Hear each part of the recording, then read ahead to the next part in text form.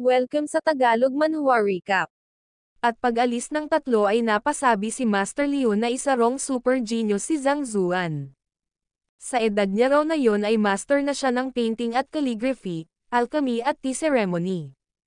Sinabi naman ni Master Zing na wag dong mag-alala si Master Leo dahil bukas na raw ang teacher evaluation sa pagitan nila Zhang Zuan at Luzon. Mukhang gusto raw munang makuha ni Zhang Zuan ang flawless victory bago sumama sa kanila. Sinabi naman ni Master Zhu ang napupunta raw sila bukas upang manood pero bago yon may aasikasohin daw muna sila. Nagtanong naman si Master Leo na ang ibig daw bang sabihin ni Master Zhu ang maging apprentice sila ni Master Yang. Sinabi naman ni Master Zhu ang nabihira lang daw magkaroon ng teacher na katulad ni Master Yang. Sinabi naman ni Master Leo na oo na pag-breakthrough daw ni Master Yang si Elder Shen at maging si Master Zhuang. Higit na mas magaling daw ito sa kanila pagdating sa vision at skill. Sinabi naman ni Master Zing na kapag natuto raw sila kay Master Yang siguradong magbi-breakthrough pa raw sila ng husto. At kapag nangyari daw iyon maaari na raw silang mag-qualify sa 2-star famous teachers exam at kahit higit pa. Sa kabilang dako naman ay makikitang bumalik na si Zhang Zuan sa kanyang mansyon. Sinabi naman ni Ziyang na kalahating araw na rong naghihintay ang mga famous teachers. At sa loob nga ay makikitang binati ng tatlo si Zhang Zuan.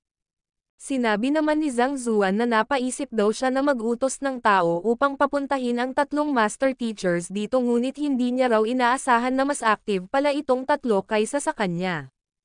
Maya-maya pa ay nagtanong si Zhang Zuan kung ano raw ba ang kailangan nila sa kanya. Sinabi naman ni Master Leo na gusto raw nilang i-worship bilang guro si Master Yang at sana ay tanggapin daw sila nito. Gusto nyo akong i-worship bilang guro, sambit naman ni Zhang Zuan. Sumagot naman si Master Leo na oo. Although hindi raw sila ganoon ka-talented, magsisilbi naman daw sila kay Master Yang at tutulong sa kanyang mga worries. Sinabi naman ni Zhang Zuan na kung hindi raw siya nagkakamali, gusto raw siyang i-worship ng mga ito dahil nagkaroon daw ang mga ito ng bottleneck at nahihirapan na mag-breakthrough. At umaasa raw ang mga ito na kapag naging mag-aaral sila ni Master Yang maaari raw silang mag-breakthrough. Sumagot naman si Master Leo ng oo at sana ay matulungan daw sila ni Master Yang. Sinabi naman ni Zhang Zuan na siya raw ay nakapaglakbay na sa maraming bansa. At gusto niya raw ng tahimik na buhay. Hindi niya nga raw ni-reveal ang tunay niyang identity. At sigurado raw siya na hindi pa nila naririnig ang pangalan niya sa ibang kingdom. Kung ayaw niya rong ipaalam wala dong makakaalam na siya ay isang famous teacher. At kahit pa raw pumunta sila sa hall ng mga famous teachers ay hindi nila malalaman. Ngunit dito raw sa Chanchuan Kingdom ay ipinakita niya raw ang tunay niyang identity at ginabayan niya pa raw ang ibang mga tao. Alam daw ba nila kung bakit? Sinabi naman ni Master Leo na sila raw ay foolish at ignorant sana raw ay ma-enlighten sila ni Master Yang. Sinabi naman ni Master Yang na ang dahilan daw ay dahil sa mayroon dong competent na bata rito. Nasatisfy daw siya kaya tinanggap niya ito bilang direct disciple. Ganun pa man hindi raw siya mananatili dito ng matagal kaya natatakot daw siya na ma-appress ng iba ang disciple niya na yon. Kaya ni-reveal niya raw ng sadya ang kanyang identity upang magkaroon ng title ang disciple niya na yon. Competent youngster, direct disciple, sambit naman ni Master Leo at sinabing hindi raw ba kaya na ang disciple ni Master Yang ay si Zhang Zuan ng Hongchan Academy. Sumagot naman si Master Yang na oo direct disciple niya raw si Zhang Zuan. Kaya kung gusto raw nilang maging disciple ni Master Yang magiging senior brother daw nila si Zhang Zuan. Na siya namang ikinagulat ng tatlo. Sinabi naman ni Master Zing na ang ibig sabihin daw ba ni Master Yang dumugtong naman si Master Zhu ang natatanggapin raw ba sila ni Master Yang. At biglang lumuhad ang dalawa at nagpasalamat kay Master Yang. Napalingon naman si Master Leo sa dalawa. At maya-maya pa ay nagpasalamat na rin siya. Sinabi naman ni Zhang Zuan na kapag naging disciple niya raw sila maaari niya rong matulungan ang mga ito sa kanilang cultivation. Ganun pa man, gumagala-gala daw siya kaya hindi rin daw siya magtatagal sa lugar na ito.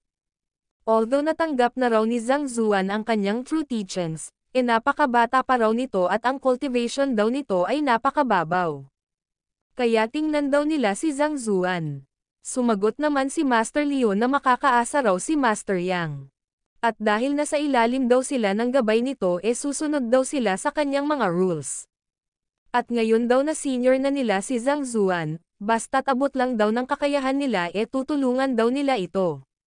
Sinabi naman ni Zhang Zuan na nakita niya raw na may kaunting problema ang kanilang mga cultivation kaya tuturuan niya raw ang mga ito ng mga cultivation techniques na makakatulong upang sila ay mag-breakthrough. Nagpasalamat naman ang tatlo rito. Ilang sandali pa ay tinanong ni Zhang Zuan si Ziyang kung may iba pa raw bang pumunta sa mansyon. Sumagot naman si Ziyang na wala na dahil pinaalis niya raw lahat. At sinabi pa ni Ziyang na nung wala raw rito si Zhang Zuan nagpadala raw ng mga secret box ang Emperor. Natuwa naman si Zhang Zuan nang marinig ito at napasabi sa kanyang isip na hindi niya raw inaasahan na napaka-efficient ng Emperor at sinabi ni Zhang Zuan na aalis daw siya kapag mayroon dong dumating magpadala lang daw ng mensahe si Ziyang. Sumang-ayon naman si Ziyang dito at napasabi sa kanyang isip na aalis na naman daw ang master niya. At lumipat ang eksena sa classroom ni Luzon. Sinabi naman ni Wang Chong na nakabili na raw siya ng mga pil. Gagamitin raw ba talaga ito ni Luzon? Sinabi naman ni Luzon na wag daw itong mag-alala mayroon na raw siyang sariling mga measures. Sa kabilang dako naman ay makikitang kino-combine ni Zhang Zuan ang mga secret box na binigay ng Emperor. Binasa ito ni Zhang Zuan at makikitang nag-level up na naman siya. Maya-maya pa ay napasabi si Zhang Zuan na habang tumataas daw ang kanyang cultivation mas lalo rong bumabagal ang progress. Ngayon ay inabot daw siya ng 10 minuto. Mukhang habang tumataas daw ang kanyang level mas nahihirapan siyang mag-cultivate. Ngunit ngayon daw ay nasa middle stage na siya ng Tangshan Realm. At kapag idinagdag niya pa raw ang Heavenly Golden Body kayang-kaya niya na rong protektahan ang sarili niya. Mangyayari na raw bukas ang tournament na kalahating buwan niya nang hinintay ngunit bago yon matutulog na raw muna siya. Kinabukasan ay maririnig ang isang lalaki na sinabi niya sa kanyang ama na maaari naman daw itong magpadala na lang ng tao upang i-report sa kanya ang magiging resulta ng tournament hindi na raw ito kailangang pumunta pa rito. Ito pala ay ang Patriarch at ang kanyang anak. Sinabi pa ng kanyang anak na ang Patriarch daw ang isa sa binibigyan ng value ng Emperor. Ni hindi nga raw ito pumunta sa duel ng North Marquis at Swift General ng nakaraan kaya bakit daw ba ito pumunta ngayon sa walang halagang duel ng mga mag-aaral. Sinabi naman ng Patriarch na ito raw ay isang 3-star event kailangan niya rong makapunta ng personal. Sinabi naman ng anak na kung pagsusumahin daw ito raw ay isa lamang 1-star event. Sinabi naman ng Patriarch na gaya daw ng sinabi ng anak niya hindi niya na raw kailangang pumunta. Ngunit ang mangyayaring teacher's evaluation daw ngayon ay hindi ganoon kasimple. Sinabi naman ng anak na hindi raw siya naniniwala na mas mahalaga pa ang duel na ito kumpara sa duel ng North Marquis at Swift General. Alam naman daw ng tatay niya na sa tournament na iyon mayroon dong 12 officials na nasa second rank pataas. Iyon daw ang pinakamakapangyarihang tournament sa kingdom. Sinabi naman ng Patriarch na kaninang umaga raw ay nakatanggap siya ng balita na pupunta si Mr. Wang ng Wang family na isa sa 4 families at hindi lang daw yun tingnan daw ng anak niya kung sino pa ang narito. At makikitang ang nandito rin si Master Uyang na president ng Alchemist Union. At hindi lang yun, nandito rin ang mga Alchemist Master na sina Master Meng, Master Lin, at Master Jin. Nagulat naman ang anak dito at napasabing ito raw ay mga ginag-alang na mga tao dito sa Chanshuan Kingdom. Nandito rin daw ba ang mga ito upang manood ng student fight? Sinabi naman ng Patriarch na hindi lang daw yun at sinabi sa anak niya na tumingin daw ito banda roon. Nagulat naman ang anak nang makita si Master Lu at ang first physician ng Chanshuan Kingdom na si Master Yuan. At nandito rin daw si Elder Chan hindi nga raw ito pumunta sa birthday ng Emperor tapos ngayon nandito raw ito. Sinabi pa ng Patriarch na tingnan din daw nito kung sino ang nasa main seat. Nagulat naman ang anak nang makitang nandito ang 3 famous teachers pati na ang Emperor at hindi lang yun nandito rin daw ang Lord ng Baiyo City na si Lord Zhao Fang. At napasabi ito sa kanyang isip na ang akala niya raw mga low profile ang narito ngunit hindi niya raw inaasahan na nandito raw pala maging ang Emperor at ang Lord ng Bayou City. Ito raw ba talaga ay tournament lang sa pagitan ng mga mag-aaral? Sinabi pa ng Patriarch na sa katunayan daw ay hindi ang Majesty at ang tatlong famous teachers ang mayroong pinakamataas na status sa mga narito sa crowd. Ang mayroong pinakamataas raw na status ay si Mr. Ziyang. Ito raw ay ang butler ni Master Yang. Narito raw ito kapalit ni Master Yang. Napatanong naman ang anak kung ito raw ba talaga ay isang 3-star event. Sinabi naman ng Patriarch na kanina raw ito raw ay 3-star ngunit nung makita niya raw ang mga narito natatakot daw siya na ito raw ngayon ay isa ng 5-star event. Nagtanong naman ang anak kung ito raw ba ay dahil kay Mr. Luzon. Sumagot naman ang Patriarch na hindi niya rin daw alam daw ito raw ay napakatanyag ngunit hindi raw ito qualify kaya maging siya ay nagtataka rin daw. Napasabi naman ang anak na hindi raw ba kaya ito ay dahil sa guro na nagngangalang Zhang Zuan. Ano raw ba ang ginawa ng taong ito, paano raw ito nakahakot ng mga makapangyarihang tao? Napatanong naman si Zhang Zuan sa kanyang isip na ano raw ba ang ginagawa ng dalawang lord dito. Sa kabilang dako naman ay napasabi si Shen Biro sa kanyang isip na umalis lang daw siya saglit ganito na raw ang nangyari. Bakit daw ba ang reckless nitong si Zhang Zuan? Nagawa pa raw talaga nitong makipag-compete sa pinakatanyag na guro dito sa Chanshuan. Nagtanong naman ang babae kung ano raw ba ang nasa isip ni Shen Biro. Bakit daw ba tila distracted ito pagbalik nila rito? Sumagot naman si Shen Biro na syempre dahil daw ito kay Zhang Zuan hindi niya raw alam kung ano ang nasa isip nito. Sinabi pa ni Shen Biro na kakalinas lang daw nito sa reputasyon niya tapos ngayon na lang itong nag-challenge kay Teacher Luzon. Kapag natalo raw ito natatakot daw siya na baka bumalik na naman ang masamang reputasyon nito. Sinabi naman ng babae na mukhang napaka-concerned daw ni Shen Biro kay Zhang Zuan. Sumagot naman si Shen Biro na wala raw siyang pakialam rito. Ito raw ay isa lamang mayabang at scoundrel. Sinabi naman ng babae kay Shen Biro na mabuti naman daw at wala itong concern kay Zhang Zuan. Ang akala niya raw ang great beauty raw ng Chanshuan na in love na kay Zhang Zuan. At nagtanong ang babae kung sino raw ba sa tingin ni Shen Biro ang mananalo. Sinabi naman ni Shen Biro na ang 5 mag-aaral daw ni Zhang Zuan na si Zhao Ya, Xingyang at iba pa ay hindi na masama. Ganun pa man may arrangements daw na ginawa si Mr. Luzon para i-counter sila. Si Mo Xiao daw at ang iba pa ay ang nemesis ng mga mag-aaral ni Zhang Zuan. Kaya natatakot daw siya na hindi mananalo si Zhang Zuan. Sinabi naman ng babae na ang ginawa daw ni Luzon ay pangit tingnan ngunit sa totoo raw ito raw ay sign ng isang outstanding teacher. Sumagot naman si Shen Biro na maliban na lang daw kung nagulat naman si Shen Biro nang makita niyang si Zhao Ya at ang iba pa ay nasa second danchan na. Ito raw ay imposible. Naabot daw ng mga ito ang second danchan sa loob lang ng kalahating buwan. Mukhang may laban daw pala ang mga ito. Sinabi naman ng babae na tingnan daw ni Shen Biro narito na rin daw ang mga mag-aaral ni Mr. Luzon. Sa hindi inaasahan umabot na raw ang mga ito sa third danchan. Sinabi pa ni Shen Biro na ang third danchan daw ay ang True Essence Realm. Maaari na raw sila ngayong makagamit ng Chi. Malamang lagpas na raw sa 300 na kg ang lakas ng mga ito ngayon kaya paano raw ba mananalo ang mga mag-aaral ni Zhang Zuan dito? Sa kabilang dako naman ay napasabi si Master Uyang na third danchan versus second danchan daw mukhang mahihirapan daw na manalo si Master Zhang Zuan dito. Sumagot naman ang elder na oo ang agwat daw ng lakas ay napakalaki. Wala rong pag-asa si Zhang Zuan na manalo. Napasabi naman si Elder Chan na mukhang matatalo daw si Master Zhang Zuan. Napasabi naman si Chanlong sa kanyang isip na titingnan niya raw kung ano ang ipapakita ni Zhang Zuan ngayon. At makikita namang inis na inis si Master Lu na nagawang magsanhi ng trouble ni Luzon kay Master Zhang Zuan. Pinakakalma naman ito ni Master Yuan. Maya-maya pa ay makikitang tumapak ang isang lalaki sa stage. Nagsalita ito at sinabi ngayon daw ay magaganap ang freshman tournament at maging ang teacher's evaluation sa pagitan ni Teacher Luzon at Teacher Zhang Zuan. Sa teacher's evaluation daw ay hindi maaaring makialam ang mga guro.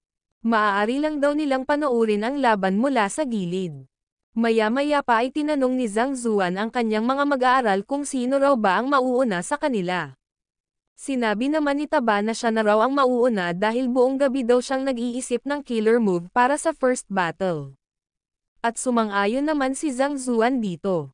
Sa kabilang dako naman ay sinabi ni Luzon kay Kung Je na ito na raw ang bahala kay Taba. Sumang-ayon naman ito. Sinabi naman ni Luzon na matapos niya rong durugan si Zhang Zuan mamaya titingnan niya raw kung qualified pa rin daw ba itong maging apprentice ng tatlong master teachers. Sinabihan naman ni Kung Je si Taba na mukhang sumuko na raw si Zhang Zuan. Dahil ang iba raw kapag nagko-compete pinapa-una daw nila ang pinakamalakas na fighter. Upang manalo agad at magkaroon ng boost ang buong team. Sinabi naman ni Wang Chong na easy na lang daw ni Zhang Zuan ang basurang ito sa unang round pa lang mukhang sumusuko na raw ito. Sinabi naman ni Master Hong na isa rong late first dan martial artist kid laban sa isang third dan martial artist. Ni hindi nga raw may kukumpara ang dalawang ito sa isa't isa. Sinabi pa ni Mr. Hong na ang mga martial artist raw na nasa first dan ay mayroon lamang lakas na 70 kg samantalang ang mga nasa third dan ay mayroong lakas na 300 kg. Ang agwat daw ng mga ito ay 3 beses. Nasa magkaibang level daw ang mga ito. Mukhang hindi niya nga raw alam kung tatagal hanggang 3 breaths ang laban. Sinabi naman ni Wang Chong na oo kapag nauna rong umatake si Kung Je siguradong talo na raw agad si Taba. Mukhang hindi raw magiging interesting ang unang laban na ito. Tinawag namang senior ni Taba si Kung Je at sinabing tingnan daw nito ang cultivation niya na sa first dan pa lang daw siya kaya sana magpigil daw ito. Natawa naman si Kung Je rito at sinabing hindi raw siya nagpapakita ng awa sa isang laban. May dalawa lang daw na pagpipilian si Taba at ito ay ang sumuko o ma-knockout. Sumuko, sambit naman ni Taba at sinabing hindi raw siya susuko agad. At dahil sa ayaw daw nitong magpakita ng awa hindi niya na rin daw kailangan pang magpakita ng awa. Maya-maya pa ay sumugod na si Kung Je at napasabi ito sa kanyang isip na ayon daw sa information na ibinigay ni Teacher Luzon hindi raw nag-practice si Taba ng kahit na anong martial techniques. Ang ginawa lang daw nito ay ibangga ang sarili niya sa pader upang palakasin ang kanyang depensa. Sasayangin niya raw ang effort nito gamit ang kanyang temple-raising iron palm. At sinampal na nga nito sa mukha si Taba. Ngunit nagtanong lang si Taba kung ano raw ba ang ginagawa ni Kung Je. Sumasampal daw ba ito ng lamok? Nagulat naman si Kung Je dito at napasabing direktarong tinanggap ni Taba ang kanyang atake ngunit hindi man lang daw ito napa-atras kahit kaunti. Kahit kakapasok niya pa lang daw sa early stage ng True Chi Realm ang atake niya raw na yon ay mayroong lakas na 300 kg. At dahil kinaya daw ni Taba ang una niyang atake patitikiman niya raw ito ng kanyang temple raising 18 palms. At inatake niya na nga si Taba ng sunod-sunod. Gamit ang mga teknik na Tasty Fish Iron Palm, Fragrant Oil Slap, Pork Asado Palm, Soft Fried Noodle Slap, Sweet and Sour Iron Palm, at ngayon ay Celery and Lily Strike, ngunit sinalo ito ni Taba at nagsabing bakit nagpalit daw si Kung Je ng diet. Hindi niya raw gusto ang mga vegetarian na mga putahe. Napatanong naman si Kung Je kung ano raw ba ang sinasabi ni Taba at napasabi sa kanyang isip na hindi niya raw matanggal ang kamay niya. At sinigawan niya si Taba na bitawan daw siya nito. Sinabi naman ni Taba na isa pa, hindi niya rin daw gusto ang celery. At hindi niya rin daw gusto ang, napasigaw naman si Kung Je na bitawan daw siya ni Taba. Maya-maya pa ay mababakas sa mukha ni Kung Je ang takot, at makikitang umatake si Taba gamit ang kanyang ulo at sumigaw ito ng fiery bomb at cabbage head. Makikitang ang tumalsik ang mga dugo ni Kung Je. Sinabi naman ni Taba na hindi niya raw naiintindihan kung bakit umo-order daw si Kung Je ng mga vegetarian na mga putahe sa restaurant. Napasabi naman si Kung Je sa kanyang isip na ano raw ba ang pinagsasasabi ng taong ito. At ano raw ba ang meron sa katawan nito. Maya-maya pa ay pinag-aatake ni Taba si Kung Je at bumigkas ng mga vegetarian na mga pagkain at sumigaw na ayaw niya raw ang mga ito. Napasabi naman si Zhang Zuan sa kanyang isip na kaka-activate lang daw ni Taba ng kanyang Dragon Rhinoceros bloodline kaya hindi raw ito mahihirapang harapin ang isang tao na kaka-breakthrough lang sa third danchan. Kaya sa tingin niya raw ganoon ang mangyayari. At makikitang ang nagharap na si Taba at si Kung Jae. Sinabi naman ni Taba na hindi raw siya maaaring sumuko dahil papatayin daw siya ni Zhang Zuan kapag nagkaganon. Sinabi naman ni Kung Jae na kung ayaw dong sumuko ni Taba maghintay na lang daw ito na knockout niya ito sa ring ganoon lang daw iyon kasimple. Sinabi naman ni Taba na ano raw ba kaya kung ganito. Dahil hindi raw siya maaaring sumuko magpapanggap na lang daw sila na inaatake niya si Kung Jae ng ilang beses tapos susuko na raw siya. Basta mag-cooperate lang daw si Kung Jae bibigyan niya raw ito ng 500 gold coins bilang reward. Ano raw ba ang tingin ni Kung Jae dito? 500 upang magpanggap, sambit naman ni Kung Jae at nagtanong kung mayroon daw bang ganoon kalaking pera si Taba. Sumagot naman si Taba na mayroon daw teka lang. Sinabi naman ni Kung Jae na doon daw ba nilalagay ni Taba ang kanyang pera. Naalala niya raw na ang uniform daw nila ay walang bulsa doon banda. Ganoon ba? Sambit naman ni Taba at sinabing ano raw ba ito? At makikitang ang biglang sumuntok si Taba at makikitang napalipad si Kung Jae. Napasabi naman si Zhang Zuan sa kanyang isip na ito raw ba ang sinasabi ni Taba na sure win. Gumastos pa raw siya ng malaki upang makakuha lang ng Blood of Giant Rhinoceros upang ma-activate lang ang Rhinoceros bloodline nito tapos ganito lang daw ang nangyari. At makikitang ang bumagsak si Kung Jae pabalik kina Mr. Luzon. At makikitang ang nagalit ng husto si Luzon dito. At napasabing kung alam niya lang daw na ganito katanga ang batang ito hindi niya na raw sana ito binigyan ng pil. At makikitang sumisigaw ang mga mag-aaral na napaka-despicable daw ni Taba gumamit daw ito ng snake attack wala raw itong hiya. Sinabi pa ng isa na may pasabi-sabi pa raw si Taba na susuko siya ngunit bigla raw pala itong susuntok napakawalang hiya daw nito. Sinabi naman ni Taba na anong snake attack, nagsimula na raw ang competition kaya maaari na raw siyang umatake. Snake attack daw ba yung ganun? At kung gawin daw yun ni Kung Jae sa kanya okay lang daw yun sa kanya. Kaya sisihin daw nila si Kung Jae. Ni hindi raw nito kayang tumanggap ng napakahinang suntok. Galit na galit namang sumigaw si Zuhong na si Taba raw ay isang mataba na ang alam lang ay mag-sneak attack. Kahit ang isang malakas pa raw na tao ay hindi kayang ma-resist ang ganoong klaseng sneak attack. Sinabi pa ng isa na umaasta pa raw si Taba na parang makatarungan ang ginawa niya napakawalang hiya daw nito. Maya-maya pa ay nagtanong si Taba sa host na guro kung panalo na raw ba siya. Sumagot naman ang guro na oo panalo na raw ito. At napasabi sa kanyang isip na nagsimula na raw ang competition kaya ito raw ay kapabayaan ni Kung Jae. At mukhang matagal-tagal pa raw itong magigising. Maya-maya pa ay sinabi ni Luzon kay Mo Xiao na iwan na lang daw nito si Kung Jae sa iba at maghanda na ito dahil siya na ang susunod. Sumang-ayon naman si Mo Xiao rito. At sinabi naman ni Zhang Zuan kay Xingyang na maghanda na raw ito. Sumang-ayon naman si Xingyang dito at makikitang nag-cheer ang iba para sa kanya. Napasabi naman si Zhang Zuan sa kanyang isip na kahit mahina raw ang cultivation ni Taba ngunit matalino naman daw ang utak nito. Alam niya raw ang sarili niyang kakulangan. Hindi raw nito kayang makipagsabayan sa iba pagdating sa bilis. Kaya nagpakita raw ito ng kahinaan at bigla na lang umatake. Though hindi raw marangal ang pagkapanalo nito, hindi niya raw ito masisisi. Sa kabilang dako naman ay napasambit si Wang Chong na ito raw ay si Mo Xiao mukhang sigurado na raw ang panalo nito ngayon. Napatanong naman si Mr. Hong kung sino raw ba ito. Sinabi naman ni Wang Chong na si Mo Xiao raw ay magaling sa spearmanship at mag-aaral niya raw ito. Hindi lang daw ito malakas na abot pa raw nito ang True Chi Realm. At ang understanding daw nito pagdating sa spearmanship ay magaling din. At higit daw sa lahat tinuruan niya raw ito ng 3rd, 7th, at 18th stance ng Wang family spearmanship. Sinabi naman ni Mr. Hong na although ang tatlong stances raw na ito ay hindi ang pinakamalakas na stance ng Wang family napakalakas daw ng mga ito pagdating sa offense at defense. Sumagot naman si Wang Chong na oo kaya siguradong si Mo Xiao raw ang mananalo. Maya-maya pa ay sinabi ni Xingyang kay Mo Xiao na nagkaharap na raw uli sila. Ganoon din naman ang sinabi ni Mu Xiao. Sinabi naman ng host na sa oras daw na magsimula na ang laban maaari na raw silang umatake.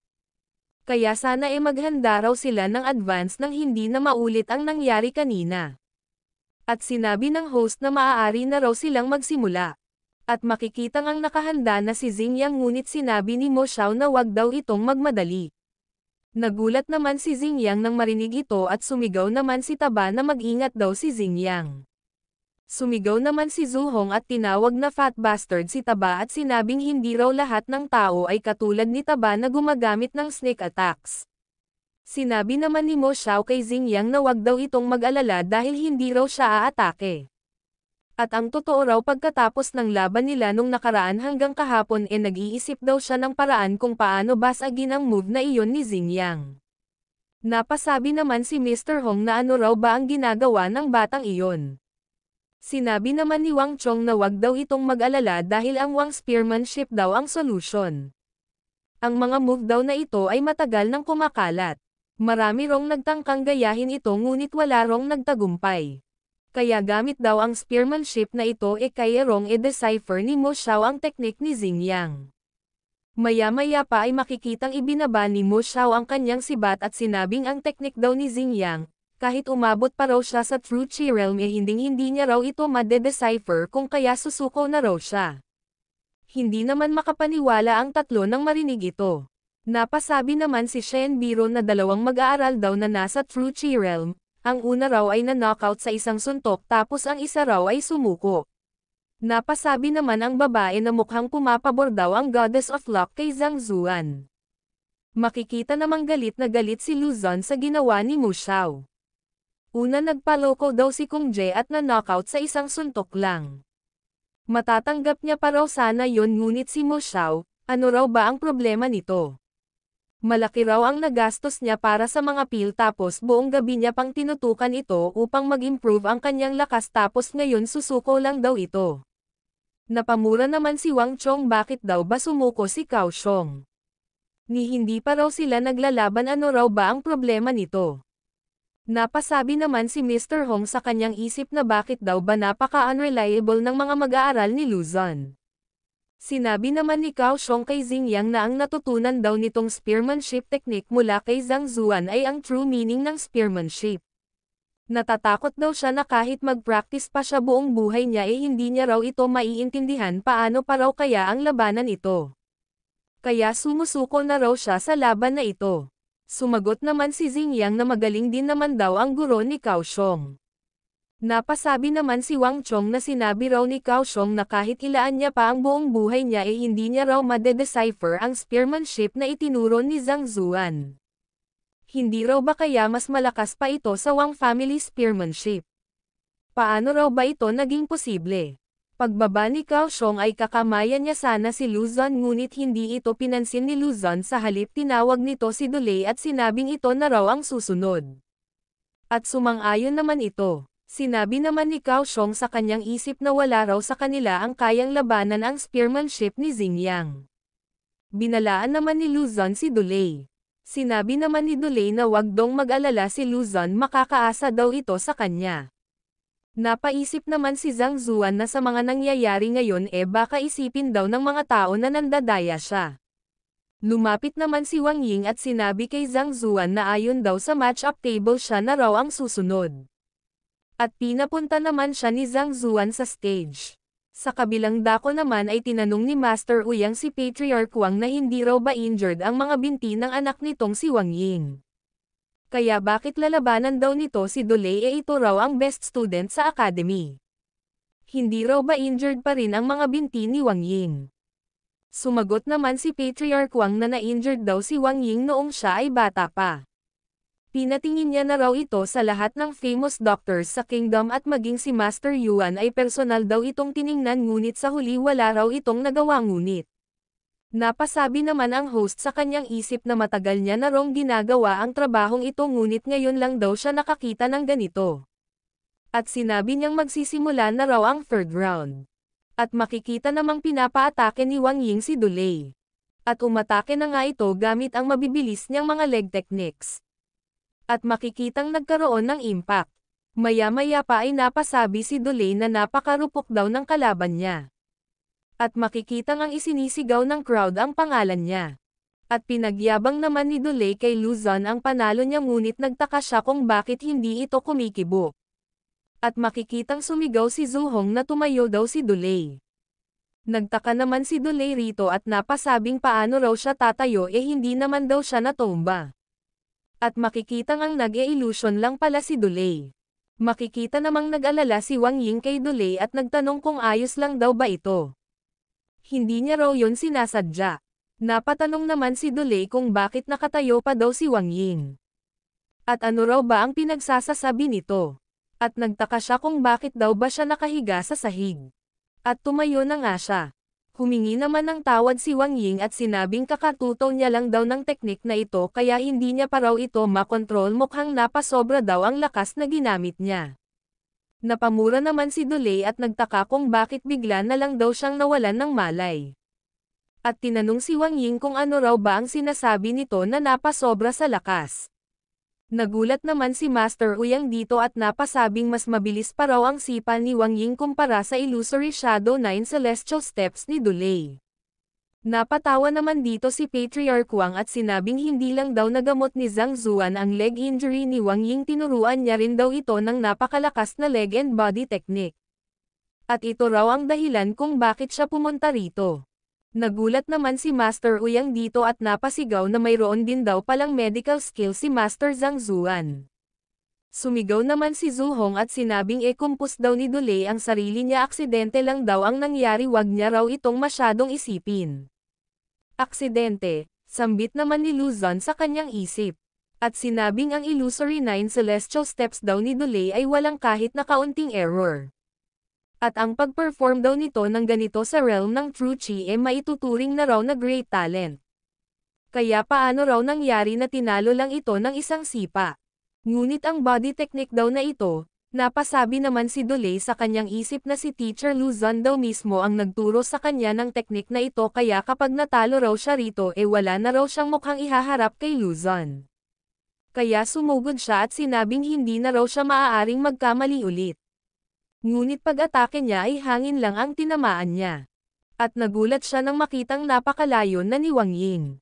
Sa isang kisap mata lang daw ang layo na nang inabot nito. Paano raw ba ito naging posible? At anong klaseng body technique daw ba ito? Napakabilis daw nito. Napasabi naman si Luzon sa kanyang isip na siguradong hindi raw mula sa Wang family ang body technique na ito. Ngunit kung hindi raw ito galing sa Wang family saan daw ba ito natutunan ni Wang Ying? Hindi raw ba kaya galing ito kay Zhang Zuan? Hindi. Imposible, paano raw makakapagturo ng ganito ang basurang iyon? Napasabi naman si Zhang Zuan sa kanyang isip na sa ngayon daw napakahina pa rin ni Wang Ying, ngunit siguradong mag-e-improve pa raw ito sa hinaharap. At makikitang ang patuloy pa rin na naglalaban ang dalawa, ngunit umiiwas lang si Wang Ying. Napasabi naman si Zhang Zuan sa kanyang isip na oo, malakas daw ang body technique na ito, ngunit ito raw ay nakakapagod. Kaya kung magpapatuloy daw si Wang Ying na gumalaw ng ganito siguradong mapapagod lang daw ito. Sinabi naman ni Dulay na hindi raw sila naglalaro ng daga at pusa, kaya bakit daw ba takbo ng takbo si Wang Ying? Paano raw sila maglalaban kung hindi ito lalapit? Napamura naman si Dulay at napasabi sa kanyang isip na kapag patuloy daw sa pagtakbo ng ganito si Wang Ying pareho daw silang mauubusan ng energy at magko-collapse. Hindi raw maaaring magpatuloy ang ganito. Kaya kung hindi raw siya mananalo hindi niya rin daw ito hahayaang manalo. Napasigaw naman si Wang Ying na wag daw itong lumapit bigla-bigla at nagbitaw siya ng isang sipa. Makikita namang tinamaan si Dulay dito at natanggal ang mga ngipin niya. At makikitang tumitilapon na ito palabas ng ring. Napasabi naman si Dulay na hindi raw siya maaaring matalo ng ganito. Kaya hinawakan niya ang kamay ni Wang Ying at sinabing itatabla niya raw ito. At makikitang ang nahulog silang dalawa sa ring. Sinabi naman ng mga mag-aaral na ito raw ay nakakahiya. Halata raw na nang damay lang ang kalaban. Napasabi naman ang isa na paano raw ba ito naging walang hiya, mas malala pa raw ito kay Taba. Napariyak naman si Taba nang marinig ito at sumigaw na sino raw ba ang walang hiya, nanalo daw siya sa pamamagitan ng kanyang skills. Sila raw at ang buong pamilya nila ang nakakahiya. Napasabi naman ang host sa kanyang isip na talagang kakaiba raw ang competition na ito. At sinabing tabla raw ang laban. Makikita namang nag-aapoy sa galit si Patriarch Wang at ang mga elder ng Wang family. Pinagmumura nila si Dole at sinabing tuturuan daw nila ito ng leksyon mamaya dahil sa ginawa nitong paghila kay Wang Ying pababa. Napasabi naman si Master Uyang na kumalma lang daw sila. Tinanong naman ng iba si Wang Ying kung ayos lang daw ba ito at sumagot naman ito na ayos lang daw siya at lumapit ito kay Zhang Zuan. Sinabi naman ni Zhang Zuan na ayos lang daw yon. Ito raw ay kapabayaan niya. Ang kulang daw kay Wang Ying ay hindi cultivation base at cultivation techniques kundi character. Mag-focus na lang daw ito sa susunod at wag niya na itong alalahanin. Nagpasalamat naman si Wang Ying dito. Napasabi naman si Master Liu na 2 panalo at 1 tabla napaka-invincible daw ni Zhang Zuan. Worthy daw talaga itong maging senior brother nila. Sinabi naman ni Master Zing na kahit manalo pa raw si Luzon sa susunod na 2 laban magiging tabla lang daw ang resulta. Sinabi naman ni Master Zhuang na kahit ano pa raw ang mangyari napakaliit na raw ng tsansa ni Luzon na manalo. Sa kabilang dako naman ay tila mababaliw na si Luzon. Hindi raw maaaring matalo pa siya. Siya raw ang naghaman ng teacher's evaluation na ito upang maging proud siya sa sarili niya ngunit nakakahiya raw kapag natalo siya dito. Minsan na raw natalo si Zhu Hong kay Zhao Ya at kahit tumaas pa raw ang cultivation ni Zhu Hong ngayon apektado pa rin daw ito ng pagkatalo niya noon kaya hindi raw siya 100% sure na mananalo ito. Maya-maya pa ay tumayo si Bai Chao at sinabing hayaan daw siyang lumaban ni Mr. Luzon. Sinabi naman ni Luzon na wag daw itong magpipigil. Gamitin na raw nito agad ang pinakamalakas niyang suntok at wag nang bigyan ng pagkakataon ang kalaban. Napasabi naman si Liu Yang na mukhang oras na raw para maglaro. Sinabi naman ni Zhang Zuan na kahit naging classmate pa raw ni Liu Yang si Kalbo wag daw itong magpapakita ng awa. Sinabi naman ni Wang Chong na napakagaling daw ni Bai Chao pagdating sa mga punching techniques kaya hindi daw dapat si Liu Yang ang kalaban nito. Sumagot naman si Mr. Hong na mag-aaral daw ito ni Wang Chong kaya paano niya raw ito malalaman. At makikitang ang magsisimula na ang laban ng dalawa. Makikita namang ginamit ni Kalbo ang kanyang Iron Armor technique at sinabi nito kay Liu Yang na siguro naman nagamot na ni Zhang Zuan ang damage meridian nito sa kanyang kanang kamay. Kaya kung gumaling na raw ito may proposal daw siya rito. Papayag daw ba ito na makipag-spar sa kanyang Iron Armor technique? Bakit hindi raw nito ipakita ang natutunan nito kay Zhang Zuan? Sinabi naman ni Liu Yang na maghintay lang daw ito at makikita niya. Napangiti naman si Kalbo nang marinig ito. Maya-maya pa ay umatake na si Liu Yang at sinabing tumigil na raw si Kalbo sa pagsasalita ng nonsense maglaban na raw sila.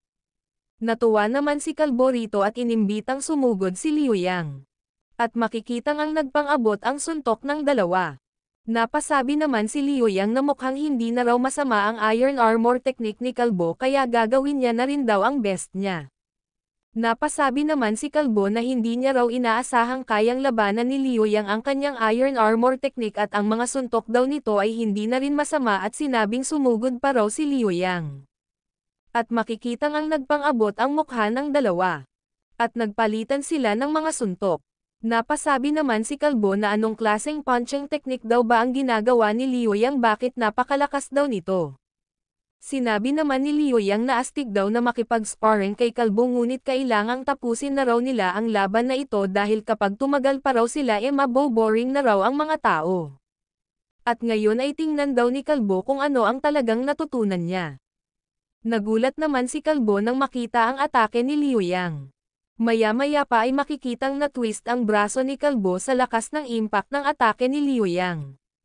Napasabi naman si Zhang Zuan sa kanyang isip na mukhang mali raw ang instructions na ibinigay niya. Kung alam niya lang daw na ganito kahina si Kalbo kaliwa na lang daw sana ang pinagamit niya kay Liu Yang. Maya-maya pa ay makikitang bumagsak si Kalbo at napasigaw ito sa sakit. Hindi naman makapaniwala ang mga mag-aaral na nanonood. Talagang nabasag daw ni Liu Yang ang Iron Armor ni Kalbo. Sinabi pa ng isa na ang Iron Armor daw ay ang parehong teknik na pina-practice ng mga elder 70 taon na ang nakakaraan. Sinabi pa ng isa na kakailanganin daw ng 30 mga Tangshan Realm Masters upang mabasag ang teknik na ito. Ngunit ngayon daw ay binasag lang ito ni Liu Yang sa pamamagitan ng isang suntok. Napasabi naman si Liu Yang na akala niya raw napakalakas daw ng Iron Armor technique na ito ngunit bakit ang hina daw nito. Nainis naman si Kalbo nang marinig ito at sinabing hindi raw mahina ang Iron Armor technique sadyang napakalakas lang daw talaga ng punching technique ni Liu Yang. Sinabi naman ni Liu Yang na kung ganoon daw magpipigil na lang daw siya. At tinanong si Kalbo kung maaari pa raw ba silang maglaban. Napamura naman si Kalbo nang marinig ito at sinabing wag dong lumapit sa kanya si Liu Yang. At sinabi niya sa host na sumusuko na raw siya. Sumagot naman ang host na natalo na raw sila ng 2 beses at tabla ang pangatlo kaya kapag sumuko raw si Kalbo talo na raw sila sa teacher's evaluation.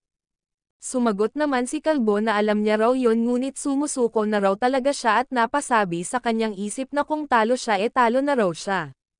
Mas mabuti na raw yon kaysa sa mabugbog pa siya rito at tuluyang mabaldado. Kaya sinabi ng host na kung ganoon tapos na raw ang teacher's evaluation at ang nanalo raw ay si Zhang Zuan. Hindi naman makapaniwala ang mga mag-aaral na nanonood nang marinig ito. At nagsabing napakahusay daw ng mga mag-aaral ni Zhang Zuan. Sinabi naman ng isa na oo maliban daw kay Taba napakalakas daw nung iba. Sinabi naman ng isa na ang mga mag-aaral daw na yon ay katulad din nilang mga new students ngunit napakagaling daw ng mga ito. Siguradong ito raw ay dahil kay Teacher Zhang Zuan. Sinabi naman ng isa well dahil tapos na raw ang teacher's evaluation mag-a-apply daw siya upang maging mag-aaral ni Zhang Zuan. Sinabi naman ng iba na sila rin daw, mag-a-apply din daw sila kay Zhang Zuan. Sa kabilang dako naman ay hindi makapaniwala si Shen Biro na nanalo si Zhang Zuan. Sinabi naman ng isang babae na mayroon dong magandang taste si Shen Biro at ngayon daw ay interesado na rin daw siya kay Zhang Zuan. Naman ni Shen Biro sa babae na mind daw nito ang kanyang status ano raw ba ang pinagsasasabi nito na interested siya kay Zhang Zuan. Tinuya naman ng babae si Shen Biro at sinabing gaya daw ng sinabi niya interested daw siya kay Zhang Zuan. At sinabi pa ng babae na sa tingin daw ba ni Shen Biro kapag kinonsulta niya raw si Zhang Zuan sa gitna ng gabi pagbubuksan raw ba kaya siya ni Zhang Zuan ng pinto. Sumagot naman si Shen Biro na papatayin daw siya nito. Sinabi naman ng babae na sa tingin niya raw ay papatayin siya sa bagbog ni Shen Biro. Sa kabilang dako naman ay sinabi ni Master Liu na ang ilan daw sa mga mag-aaral ni Luzon ay tila nasa isang misyon. Ngunit hindi na raw mahalaga kung nanalo ang mga ito o hindi ang mahalaga ay hindi sila nasaktan. Sinabi naman ni Master Zhuang na napakalinaw daw na ang relationship ni Luzon sa kanyang mga mag-aaral ay nasa trade level lang. Kahit pa raw tinulungan niya ang mga ito sa kanilang cultivation trade lang daw ang nangyari. Sinabi naman ni Master Zing na oo totoo daw yon. Ang motibo daw ni Luzon sa pagturo niya sa kanyang mga mag-aaral ay impure kaya natural lang daw na hindi niya makuha ang affection ng kanyang mga mag-aaral. Ngunit ang mga mag-aaral daw ni Zhang Zuan ay iba. Talagang minamahal daw ng mga ito si Zhang Zuan at nakahanda silang ibigay ang lahat para sa kanya. Hindi raw nagko-cultivate ang mga ito para lamang sa kanilang cultivation. Pareho raw ang goal nilang lahat at yon ay ang bigyan ng honor si Zhang Zuan. Kaya hindi na raw nakapagtataka na interested si Master Yang sa batang ito. Dahil si Zhang Zuan daw talaga ay tunay na candidate upang maging famous teacher. Kaya natatakot daw si Master Liu na hindi magtatagal ay mas lalong lalayo pa ang agwat nila kay Zhang Zuan. Maya-maya pa ay makikitang naglakad si Luzon papunta sa kinaroroonan nila Zhang Zuan. At sinabi niya kay Zhang Zuan na talo raw siya. Mayroon daw talagang skill si Zhang Zuan sa pagturo ng mga mag-aaral. Ganun pa man, sa mundong ito nakadepende raw ang lahat sa sarili mong lakas. Kahit pa raw magaling kang magturo wala raw itong silbi kung mahina ka naman. Kung kaya naman gusto niya raw itong hamonin. At sinabi sa kanyang isip na ang tindi raw ng effort na inilaan niya upang maghanda ngunit natalo lang siya. At wala na raw siyang kapal ng mukha para manatili rito sa academy. Ngunit bago siya umalis ipapakita niya raw kay Zhang Zuan na ang sariling lakas ang basehan ng lahat. Nagtaka naman si Zhang Zuan nang marinig ito. Ngunit biglang tumalon si Zhao Ya papunta sa ring. Ngayon ay napaka-visible ng mga aura na lumalabas sa katawan ni Zhao Ya. Sinabi niya kay Luzon na isa wrong honor na mayroong star teacher na kagaya niya rito sa academy. Ngunit hindi niya raw inaasahan na ang star teacher na ito ay paulit-ulit na iinsultuhan ang kanyang guro na si Zhang Zuan. Ito raw ay low-key lang at nakafocus lang daw ito sa kanyang mga mag-aaral. At ayaw daw nitong makipaglaban sa mundo. Ngunit napaka-aggressive daw nitong si Luzon at naghamon daw ito ng teacher's evaluation. Kaya kahit nanalo na raw sila itutuloy niya raw ang hamon. Nagulat naman ang tatay ni Zhao Ya dito. Napatanong naman ang emperor kung ano raw ba ang ginagawa ni Zhao Ya. Napasabi naman si Lord Zhao na ito raw ay ang opening ng Pure Yin Physique at magbi-breakthrough pa raw ito. Dinagdag pa ni Zhao Ya na bilang mag-aaral ni Zhang Zuan siya raw ay minsan nang nagbigay ng vow kay Zhang Zuan. Nagulat naman ang mga mag-aaral sa kanilang nakita. Nagbi-breakthrough daw si Zhao Ya mula sa peak ng Danchan Realm papunta sa True Chi Realm papunta sa peak ng True Chi Realm papunta sa Skin and Bone Realm at papunta sa peak ng Skin and Bone Realm. Paano raw ba ito naging posible? Sinabi pa ng isa na sa ilang breath lang daw ay nakapag-breakthrough na si Zhao Ya ng ilang levels. Paano raw ba naging posible na maaaring makapag-advance ang isang tao ng ganito kabilis? Sinabi pa ni Zhao Ya na lalabanan niya raw ang sino mang insulto sa kanyang guro kaya tatanggapin daw ba ni Luzon ang kanyang hamon.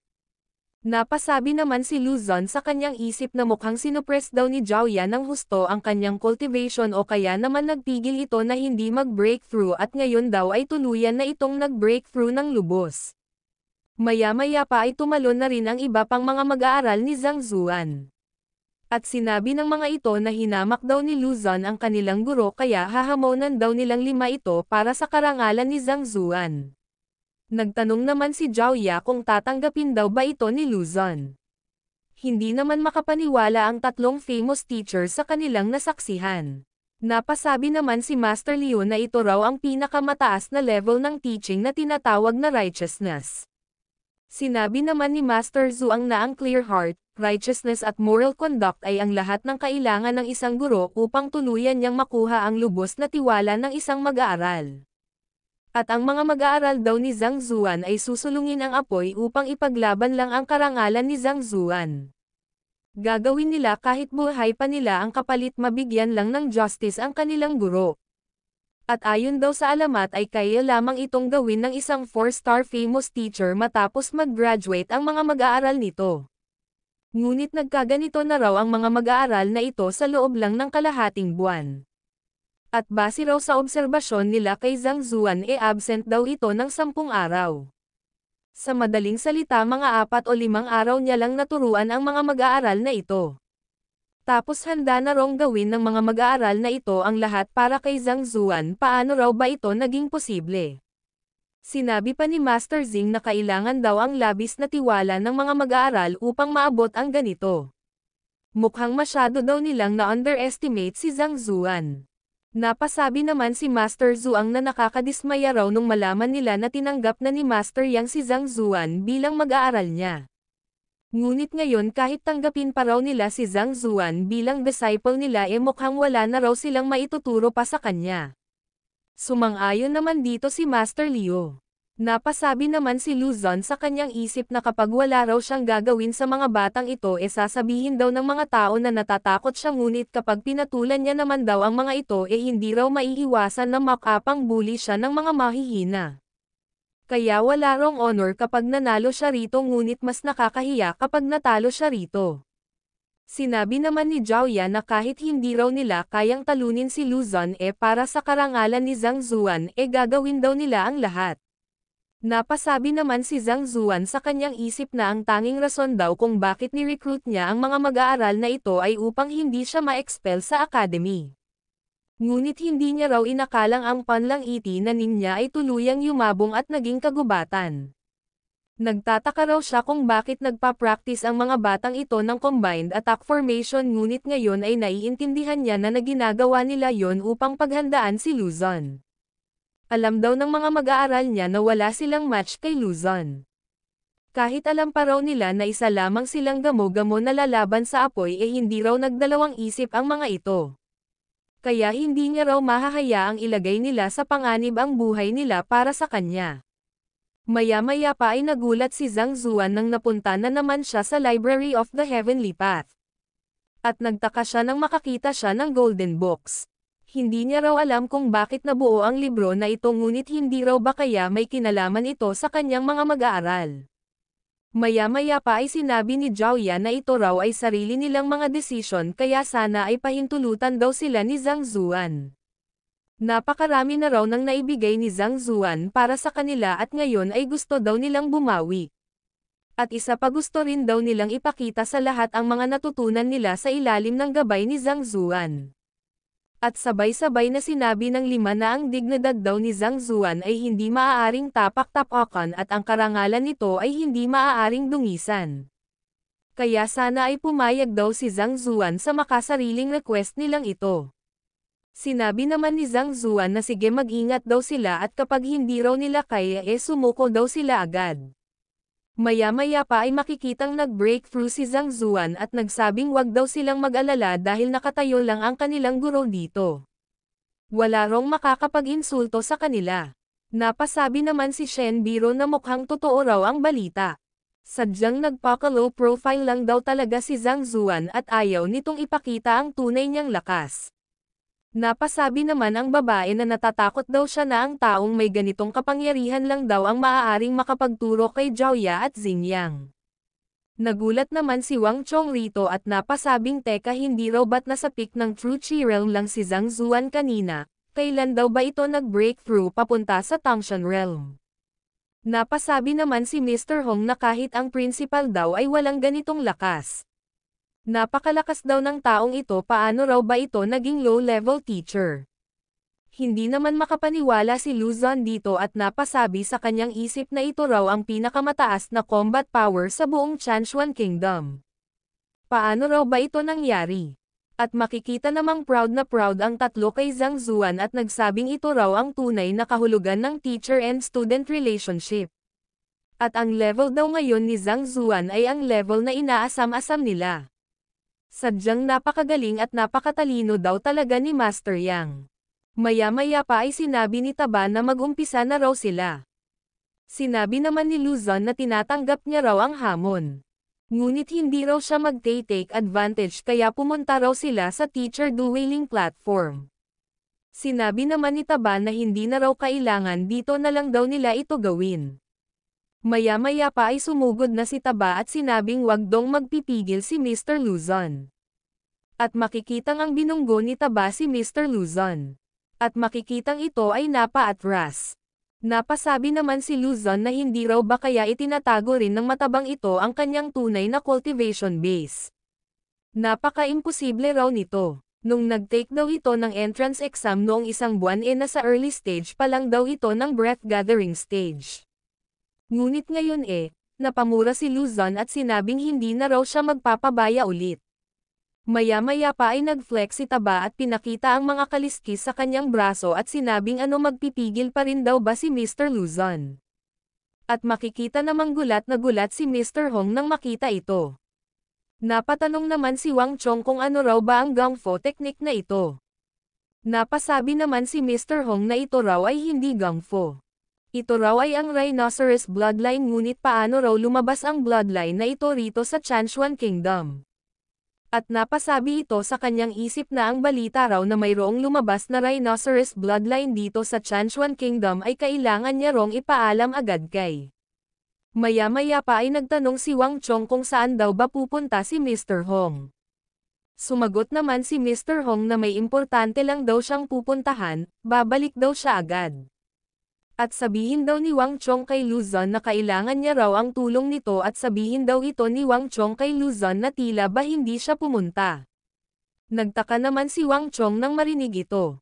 Sinabi naman ni Taba na ngayong nakita na raw ni Luzon ang tunay niyang lakas sasabihin pa rin daw ba nito na siya ang pinakamahina sa kanila.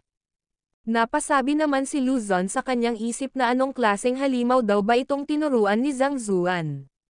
Ngayon ay hindi na raw siya nagtataka kung bakit natalo si Kung Jae.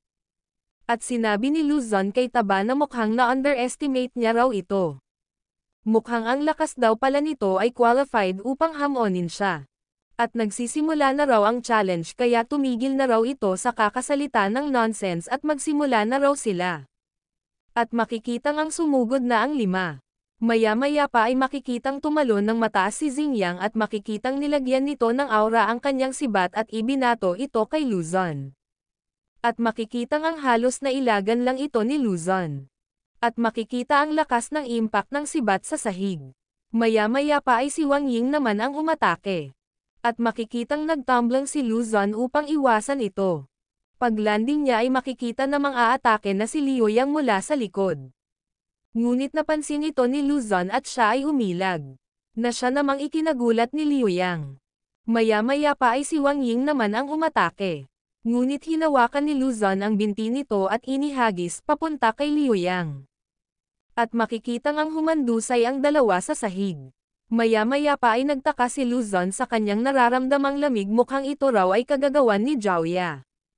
Umatake naman sa likod si Taba at sumigaw na wag daw siyang kalimutan ni Luzon. Maya-maya pa ay makikitang bumuo ng fire energy si Luzon at itinoon niya ito kay Taba. Na siya namang ikinagulat ni Taba. Sinabi naman ni Master Yuan kay Master Lu na ito raw ay Coilang Dragon Hand. Nag-aapoy naman sa galit si Master Lu at nagsabing ang scoundrel daw na yon, ang lakas daw ng loob nitong gamitin ang teknik na yon sa isang mag-aaral. Nagtanong naman si Chanlong sa kanyang lolo na hindi raw ba ito ang Dragon Hand na isang unique na teknik ng Lu family. Sumagot naman si Elder Chan na oo, ang teknik daw na ito ay napakatanyag. Napasabi naman si Shen Biro na ito raw ay martial arts cultivation ni Master Lu upang maabot ang great success. Kaya raw nitong i-block ang lahat ng atake sa lahat ng anggulo. Hindi raw siya makapaniwala na ginamit ito ni Mr. Luzon sa isang mag-aaral. Napasabi naman ang babae na napaka-unique daw ng teknik na ito raw ay hindi kapanipaniwala. Ngayon naman ay sinigawan ni Xingyang si Taba at sinabing wag daw itong humarang. At makikitang naglabas si Xingyang ng spear intent at inatake si Luzon. At makikitang sinangga ito ni Luzon gamit ang Coilang Dragon Hand. At napasabi sa kanyang isip na ito raw ay kasing lakas ng mga martial artists na nasa second level. Paano raw naging posible na magkaroon ng ganitong lakas si Xingyang? Maya-maya pa ay makikitang tumilapon si Luzon. Hindi naman makapaniwala si Wang Chong sa kanyang nakita. Anong klaseng trick daw ba ito? Hindi raw siya makapaniwala na binazag nito ang Coilang Dragon Hand.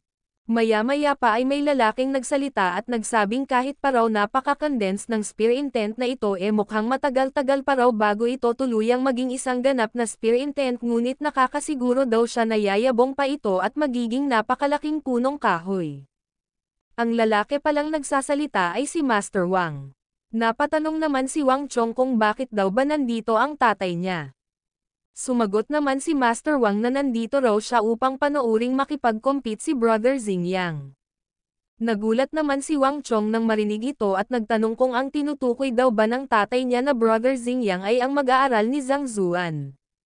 Sumagot naman si Master Wang na maituturing niya raw na half-teacher si Zhang Zuan dahil itinuro daw ni Zhang Zuan ang move na ito sa kanya. Kaya magmula raw ngayon kapag nakita raw ni Wang Chong si Zhang Zuan tawagin niya raw itong Master o kaya naman Grandpa. Master, Grandpa, sambit naman ni Wang Chong sa labis na pagkagulat. At sinabi sa kanyang ama na wag daw itong manglito pagdating sa relationship. At kung totoo daw iyon ang ibig sabihin daw ba nun ka-generation niya si Xingyang. Napasabi naman ang mga tao na mukhang kaya raw sumuko si Mo Xiao ay dahil sa hindi raw talaga nito kaya ang kanyang kaibigan na si Xingyang. Sinabi pa ng iba na oo, napaka-imposible raw na masangga ni Cao Xiong ang move na iyon lalo na't siya ay isang level 3 lamang na martial artist.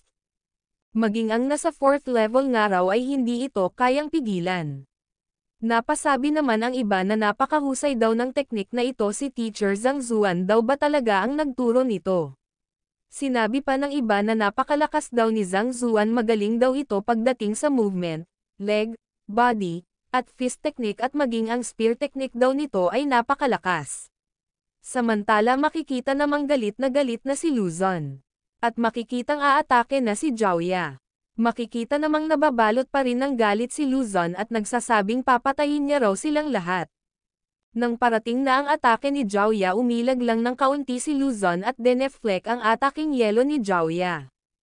At aatakihin niya na sana si Jiaoya, ngunit biglang dumating si Liu Yang at sinuntok ang kamay ni Luzon. Napamura naman si Luzon dito. Maya-maya pa ay iwinakli ni Luzon si Liu Yang at sisipain niya na sana si Jiaoya, ngunit dumating si Wang Ying at sinalubong ang atake ni Luzon. At makikitang naglabas ng aura si Jiaoya at binalot ng yelo ang kamay ni Luzon. Na siya namang ikinagalit ng husto ni Luzon. Maya-maya pa ay nag-release ng energy si Luzon na siyang naging dahilan upang tumilapon ang mga mag-aaral. Napasabi naman ang babae na hindi raw ganito ang style ni Luzon. Kahit gaano pa raw ito ka-greedy para sa fame at fortune, hindi raw ito naging ganito kalupit sa mga mag-aaral. Mukhang may mali daw kay Luzon. Sumang-ayon naman dito si Shen Biro. Maya-maya pa ay sinigawan ni Shen Biro si Zhang Zuan na patigilan na raw nito agad sina Jiaoya at ang iba pa dahil kapag nagpatuloy daw ito masasaktan lang sila. Ngunit hindi ito pinansin ni Zhang Zuan. Maya-maya pa ay sinabi ni Luzon sa mga mag-aaral na sa tingin daw ba nito kahit may natutunan pa raw sila kay Zhang Zuan may ilagan nila ang atake niya. At tinanggal ni Luzon ang kanyang cape at sinabing siya raw ang one-star teacher ng Hongchan Academy. Maya-maya pa ay makikita ang dalawang malalaking kamay na akmang gagapos kay Zhang Zuan. At makikitang ang niyakap ng mahigpit ni Taba si Luzon. At napasabi ang apat na nagtagumpay daw sila. Flashback. 2 araw bago sumapit ang teacher's evaluation ay sinabi ni Jiaoya na ayon daw sa kanilang plano lalabanan daw nila ng sabay si Luzon upang bigyan ng justice si Zhang Zuan. Ngunit mayroon daw silang dalawang problema. Una, kahit babaan pa raw ni Mr. Luzon ang kanyang cultivation upang labanan sila natatakot daw siya na kailangan nilang mag-sacrifice ng isa para hamonin si Luzon bago sila pumanhik lahat. At pangalawa ay nakiusap daw siya kay Yao Han upang alamin ang tungkol sa unique martial art technique ng Lu family na Coilang Dragon Hand. Maaari raw nitong mablock ang mga atake na mas mababa pa sa level nito, ngunit yun lang dong na sa acupuncture point pataas ang may kakayahang basagin ito. Sinabi naman ni Xingyang na susubukan niya rong basagin ang Coilang Dragon Hand. Though hindi niya raw kayang gamitin ng casual ang kanyang spear intent, maaari niya naman dong subukang magpakawala ng malakas na atake. Sinabi naman ni Liu Yang na magko-cooperate daw sila ni Wang Ying para sa feint attack. Sinabi naman ni Taba na kung ganoon ibigay na lang daw nila sa kanya ang problema. Makapal naman daw ang balat niya. At bumalik na ang eksena sa teacher's evaluation. Sinabi naman ni Liu Yang kay Taba na take advantage niya na raw ang pagkakataong ito. Napangisi naman si Taba rito at sinabihan si Luzon na mukhang matatalo na raw ito. At iaangat na sana ni Taba si Luzon palabas ng ring, ngunit hindi niya ito maangat. Napasabi naman si Zhang Zuan sa kanyang isip na ito raw ay root to the ground. Ang martial arts technique daw na ito ay kayang mag-penetrate sa ilalim ng lupa. Nagagawa nitong gawing mas steady pa sa bundok ang user. Bakit daw ba mukha itong ex-Kara na movie na napanood niya noon? Maya-maya pa ay sinabi ni Luzon kay Taba na sa tingin daw ba nito mahuhulog pa rin siya sa maliit na trick na ito. Sa simula pa lang daw nung nag-release ng cold chi si Jiaoya alam niya na raw kung ano ang binabalak nila. Kaya ngayon daw ay bitawan na siya ni Taba at naglabas ng malakas na chi si Luzon. Makikita namang tila nonchalant lang si Taba dito. Nagulat naman dito si Luzon at napatanong na ano raw ba ang nangyayari, bakit hindi niya raw mapalipad si Taba gamit ang kanyang true chi. Maya-maya pa ay sinabi ulit ni Luzon kay Taba na bitawan daw siya nito, ngunit sumagot lang si Taba na ayaw niya raw. Nainis naman si Luzon dito at nagpumiglas. At makikitang binunggo niya ang ulo niya sa mukha ni Taba. At makikitang ang nasasaktan na si Taba, ngunit sumigaw siya na hindi raw siya bibitaw. Napasabi naman si Xingyang na kapag nagpatuloy pa raw ang ganito, kahit napakalakas pa raw ng depensa ni Taba hindi na raw ito makakalaban. Kailangan niya raw itong pigilan. At makikitang ang sumugod na si Xingyang. Lumapit ito kay Luzon at tinutukan ng sibat sa mukha. At sinabing talo na raw si Luzon kaya tumigil na raw ito. Talo, sambit naman ni Luzon at sinabing lahat daw ba sila gustong sumuko na siya. Masyado pa rong maaga. Nagulat naman si Xingyang sa ginawa ni Luzon at makikitang ang umikot si Luzon at ginawang pansangga si Taba. Napasabi naman ang isang mag-aaral na napaka-shameless daw ng move na yon. Napasabi naman ang isa na bakit daw ba nagbibehave ng ganito ang isang star teacher ng academy. At makikitang tumilapon si Xingyang. Napasigaw naman si Taba nang makita si Xingyang. Sinabi naman ni Luzon na may panahon pa raw si Taba na mag-alala para sa iba. At makikitang nagpumiglas na ng husto si Luzon. Maya-maya pa ay makikitang sumugod si Wang Ying. At sinabing sumusobra na raw si Luzon. At sinipa ito pataas. Sumugod naman si Liu Yang at sinabi niya kay Taba na pigilan pa raw nito ng mas matagal si Luzon. Sumagot naman si Taba na wag dong mag-alala si Liu Yang ibuhos daw nito ang lahat ng lakas niya. At sinuntok na nga ni Liu Yang si Luzon sa mukha. Sinabi naman ni Zhao Yan na ang lakas daw ng loob ni Luzon na gawing shield ang isang mag-aaral. At bumuo ito ng yelo na espada, at sinabing patawarin daw siya nito. Maya-maya pa ay makikita ang isang puting liwanag. Nagulat naman ang dalawa rito. Hindi naman nakaimak ang Emperor at si Lord Zhao. Napasabi naman si Wang Chong na ito raw ay. At nagulat rin ang tatlo. At makikitang pinigilan ni Zhang Zuan ang pagbagsak ni Taba at Luzon habang sinanggan niya naman ang atake ni Zhao Ya. Nagulat naman si Taba at Zhao Ya sa ginawa ni Zhang Zuan. Maya-maya pa ay sinabihan ni Zhang Zuan si Taba na bitawan na raw nito si Luzon. At sumunod naman dito si Taba. At sinabi ni Zhang Zuan sa mga mag-aaral na akala niya raw ba nag-practice ang mga ito ng combined formation nang hindi niya alam upang madali lang na matalo si Luzon. Ngunit ano raw ba ito? Sabihin daw nila sa kanya, anong klaseng laban daw ba ito? Sa kabilang dako naman ay makikitang nagulantang ang mga mag-aaral ni Luzon. Napasabi naman si Zhu Hong na paano raw ba nagtuturo si Zhang Zuan. Noong una raw ay gusto niyang mag-breakthrough ng lubos upang makapaghiganti sa ginawa nila sa kanya. Ngunit ang kalaban daw pala nila ay mga halimaw. Napasabi naman si Mo Xiao na ilang araw lang dong tinuruan ni Zhang Zuan si Xingyang ngunit ngayon ay napakalakas na raw nito. Napasabi naman ang Emperor kay Master Liu na napakataas na raw nang na-breakthrough ng mga mag-aaral ni Zhang Zuan pagdating sa cultivation at kung ikukumpara raw ito sa mga nakaraang record hindi na raw kapani-paniwala ang nagawang pag-breakthrough ng mga mag-aaral ni Zhang Zuan ngunit bakit daw ba tila hindi pa rin satisfied si Zhang Zuan. Sinabi naman ni Master Liu na siguro daw sadyang napaka-estrikto lang daw talaga ni Zhang Zuan sa kanyang mga mag-aaral. Napasabi naman si Master Zing na okay naman daw ang naging laban ng mga mag-aaral kay Mr. Luzon. Napasabi naman si Master Zhu ang nawag naman daw masyadong maging estrikto si Zhang Zuan dahil after all mga mag-aaral pa raw ang mga batang ito. Nainis naman si Luzon sa ginawang pagpuna ni Zhang Zuan. Dahil muntik na raw siyang mamatay sa ginawang combined formation ng mga mag-aaral pero bakit daw hindi pa rin satisfied si Zhang Zuan. Sinabi naman ni Zhang Zuan na nagtataka daw ba sila kung bakit hindi siya satisfied, kung ganoon sisimulan niya raw sa unang move. Pag-rush daw ni Taba maaari na raw sanang umatake si Xingyang sa ganoong posisyon. At sinabi niya na raw kay Xingyang na kapag na-block daw ang spear technique na yun magiging doble daw ang pinsala nito kumpara sa direct hit. At kung sa pagkakataon daw na yon ay umatake na raw agad si Liu Yang napakadali na lang daw sana nun dahil blind spot mayon ni Luzon at napaka-imposible na raw na makailag pa ito. At sinabi naman ni Zhang Zuan kay Wang Ying at Zhao Yan na natutulog daw ba sila, kung umatake na raw sana sila sa pagkakataong iyon sa tingin daw ba nila makakatakas pa si Luzon. At patuloy nga na pinunan ni Zhang Zuan ang kanilang mga mali. Hindi naman makapaniwala si Luzon sa mga narinig niya at napasabi sa kanyang isip na napakabilis daw ng laban na yon kaya paano raw ba nakita ni Zhang Zuan ang mga error sa combined attack formation. At kung ginawa raw talaga ng mga mag-aaral ang mga sinabing ito ni Zhang Zuan magiging masama raw ang resulta para sa kanya.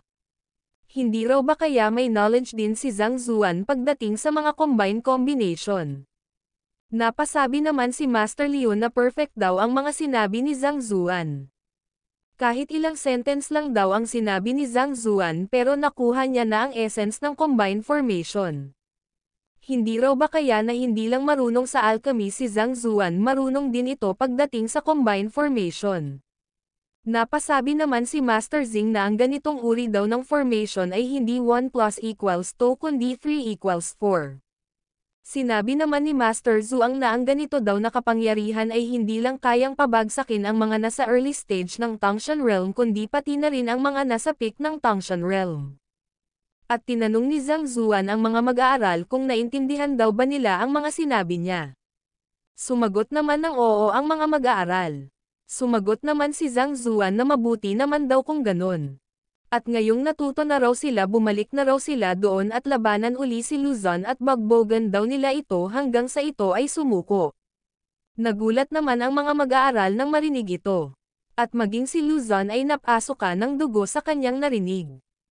Napamura siya at napasabing sa bandang huli pala ay yun lang ang rason ni Zhang Zuan kung ba't nakialam ito. Pinatigil lang daw nito ang laban upang magbigay lang ng mga pointers.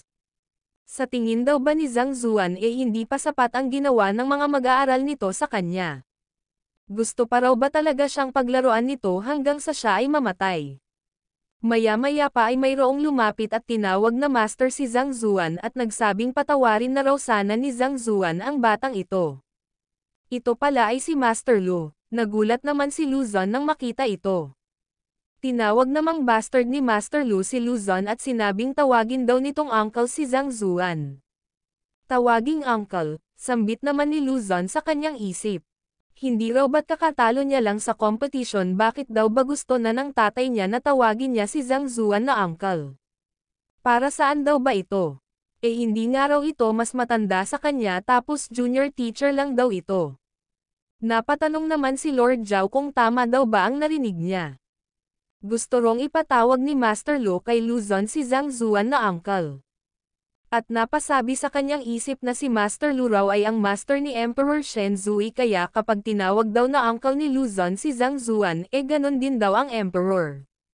At nagtanong si Luzon kung bakit daw ba niya tatawaging uncle si Zhang Zuan, ngunit bigla itong sinampal ni Master Lu at sinabing bakit daw ba hindi niya ito magawa. Si Zhang Zuan daw ay kanyang peer at tinatawag niya itong brother, kaya ano pa raw ba ang dapat na itawag ni Luzon kung hindi uncle? Maya-maya pa ay pinigilan ito ni Zhang Zuan at sinabing normal lang daw talaga sa mga bata na matigas ang ulo kung minsan. Hindi naman daw ito ganon kalala. Kailangan niya lang daw itong turuan ng dahan-dahan sa hinaharap. Huwag niya raw itong bugbugin ng ganito sa harap ng public. Maya-maya pa ay sinabi ni Luzon kay Zhang Zuan na oo nga at natalo siya sa laban na ito, ngunit sa laban daw nila kung sino ang magiging apprentice hindi niya raw ito matatalo. Dahil upang maging isang famous teacher apprentice kailangan mo rong magkaroon ng star teacher status na certified ng Teachers Guild. Isa lang dong low level na teacher si Zhang Zuan at hindi raw ito qualified sa mga requirements. Napasabi naman si Zhang Zuan sa kanyang isip na ito lang daw pala ang dahilan kung bakit hinamon siya ni Luzon. Maya-maya pa ay kinurot ni Master Lu ang tenga ni Luzon at tinawag itong bastard. At sinabi niya kay Zhang Zuan na pagpasensyahan na raw ito ni Zhang Zuan, napaka-spoil daw kasi ng batang ito. Pinaunlakan naman ni Zhang Zuan ang sinabi ni Master Lu at sinabing gusto rin daw palang maging famous teacher ni Luzon, ayos daw yon. At by the way, tungkol daw sa apprenticeship, mukhang ayos daw papunta na rito ang tatlong famous teachers. At sinabi ni Zhang Zuan sa tatlo na hindi man daw nakapag-perform ng maayos si Luzon ngayon hindi naman daw maipagkakailang isa itong mahusay na guro. Kaya umaasa daw siya na tatanggapin nila ito bilang apprentice. Nagulat naman si Luzon dito. At napasabi ito sa kanyang isip na ang tanging dahilan daw kung bakit nakipag-compete siya ay upang magkaroon siya ng opportunity na maging apprentice ng tatlong famous teachers. Ngunit bakit daw ba siya gustong tulungan nitong si Zhang Zuan napaka-obvious naman daw na nanalo na ito. Sumang-ayon naman ang tatlo rito at tinawag na senior brother si Zhang Zuan, na siyang naging dahilan upang magulantang ang buong crowd. Tama daw ba ang narinig nila na tinawag na senior brother ng tatlong famous teacher si Zhang Zuan? Hindi pa raw umaabot sa 20 ang edad ni Zhang Zuan samantalang ang mga famous teachers na ito ay nasa 60 to 70 years old na. Ito raw ay nonsense, saan daw ba nanggaling ang theory na ito? Bakas naman sa mukha ng emperor ang labis na pagkagulat at napasabing si Zhang Zuan daw ay senior brother ni Master Liu at ng iba pa. Sa madaling salita, hindi raw ba kaya, si Zhang Zuan ay mag-aaral ni Master Yang at bukod pa ron ito ay direct disciple. Hindi naman makapaniwala si Luzon sa mga nangyayari. Lumaban daw siya upang magkaroon ng chance na maging disciple ng tatlong famous teachers, ngunit sa huli pala si Zhang Zuan ay senior brother ng mga ito. Master of Painting and Calligraphy, Master of Tea Ceremony, Official Alchemist, brother ng tatay niya. Ano pa raw ba ang identity ni Zhang Zuan na hindi pa nila alam? Sinabi naman ni Master Liu na oo, totoo raw na si Teacher Luzon ay isang great man. Naririnig niya na raw ang tungkol dito doon sa Baywalk Kingdom at may intention na raw talaga silang tanggapin ito bilang apprentice. At ngayon daw na nakiusap si senior brother Zhang Zuan sa kanila at tinanong ni Master Liu si Luzon kung gusto raw ba nitong maging apprentice nila. Lumuhad naman si Luzon nang marinig ito at nagsabing willing daw siya. At sinabi ni Luzon kay Zhang Zuan na siya raw ay naging foolish. Hindi niya raw alam noon kung ano ang tama at mali, kaya sana ay mapatawad daw siya ni Zhang Zuan. Sinabi naman ni Master Liu na ganito raw dapat mag-behave ang isang guro. At sooner or later ay pareho na raw silang matututo kay Zhang Zuan. Sinabi naman ni Zhang Zuan na kapag naitama daw ni Luzon ang kanyang mga pagkakamali wala na rong mas maganda pa doon. At sana daw ay mag-aral siya ng mabuti sa ilalim ng gabay ni Master Liu at maging isang ganap na famous teacher sa lalong madaling panahon. Maya-maya pa ay sinabi ni Luzon kay Master Liu na bago yun mayroon pa raw sana siyang pakiusap na isang bagay.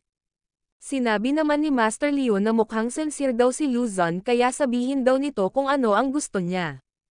Sinabi naman ni Luzon na ang mga mag-aaral niya raw kasi, pinainom niya raw ang mga ito ng Insane Demon Breakthrough Pill upang manalo sila. Ngunit ang pill daw na iyon ay mayroong masamang epekto para sa kanila. Sana raw ay matulungan siya ni Master Liu na marisolba ito. Nagulat naman ang mga mag-aaral nang marinig ito at napasabing na-reveal na raw ang bagay na ito. Siguradong maaapektuhan daw ng husto ang reputasyon ni Teacher Luzon dito. Insane Demon Breakthrough Pill, sambit naman ni Master Liu at sinabing iyon daw ay ipinagbabawal na pill upang mapataas ang cultivation level ng isang tao. Sinabi naman ni Master Zing na kaya raw ng pill na ito na magpa-breakthrough sa loob lang ng maikling panahon, ngunit may iwan daw ang toxicity ng pill na ito sa katawan ng tao na nagkonsom nito. At dinagdag pa ni Master Zhuang na ang mga toxins daw ay madedeposit sa mga meridians kaya babagal ng babagal daw ang magiging progress sa hinaharap. Pinagalitan naman ni Master Liu si Luzon at sinabing para lang manalo isinakripisyo daw nito ang future ng kanyang mga mag-aaral, napaka-foolish daw nito. Yumuko naman ng husto si Luzon at sinabing alam niya raw ito kaya sana raw ay matulungan siya ni Master Liu. Sinabi naman ni Master Liu na napakatindi raw ng pill na ito at maging siya raw ay hindi ito kayang marisolba. Nag-alala naman si Luzon nang marinig ito at napasabi sa kanyang isip na kung maging si Master Liu ay hindi ito kayang marisolba ang ibig daw bang sabihin nito na para lang sa kanyang sariling kapakanan sinira niya ang buhay ng kanyang mga mag-aaral. Napasabi naman si Zhang Zuan sa kanyang isip na nakita niya raw ang epekto na may dudulot ng pill na ito sa nangyaring labanan at ang pill daw na ito ay mayroong napakalakas na toxicity. Ngunit madali lang daw itong matatanggal ng kanyang true chi. Kaya nagsalita si Zhang Zuan at sinabing kaya niya rong matanggal ang lason na naiwan ng pill sa katawan ng mga mag-aaral. Nagtanong naman si Master Liu kung maililigtas daw ba ni Zhang Zuan ang mga mag-aaral. Sinabi naman ni Zhang Zuan na gagawa daw siya ng detoxification pill pagbalik niya at kaya daw nitong tanggalin ang mga naiwan na mga toxins kaya wala na raw silang dapat pang ipag-alala. Nagpasalamat naman dito si Luzon. Maya-maya pa ay lumapit si Zhang Zuan kay Luzon at nagtanong kung mayroon pa raw ba siyang ganitong uri ng pill, saan niya raw ba ito nabili, maaari raw ba siyang bilhan nito ng kaunti. Kaya raw nitong magpa-breakthrough sa loob lang ng maikling panahon kaya kapag nakainom daw siya ng mga ilang piraso nito siguradong tataas pa raw ang cultivation niya. Hindi naman makapaniwala ang apat sa mga sinabi ni Zhang Zuan. Napasabi naman si Zhao Ya sa kanyang isip na ito raw ay isang great success para kay Zhang Zuan. Mula raw nang hinamon ni Mr. Luzon si Zhang Zuan matagal na raw nila itong kinikimkim sa kanilang dibdib na maipanalo ang glory ni Zhang Zuan at ngayon ay nangyari na raw ito. Gustong-gusto niya rong sabihin at ipagmalaki ngayon sa lahat na ito ang kanyang guro na si Teacher Zhang Zuan. Maya-maya pa ay sinabi ng host na i-announce niya na raw kung sino ang nanalo. Binuklat niya ang isang scroll ngunit tinapon niya ito dahil mali daw ang nakuha niya at sinabing successful daw na natapos ang lahat.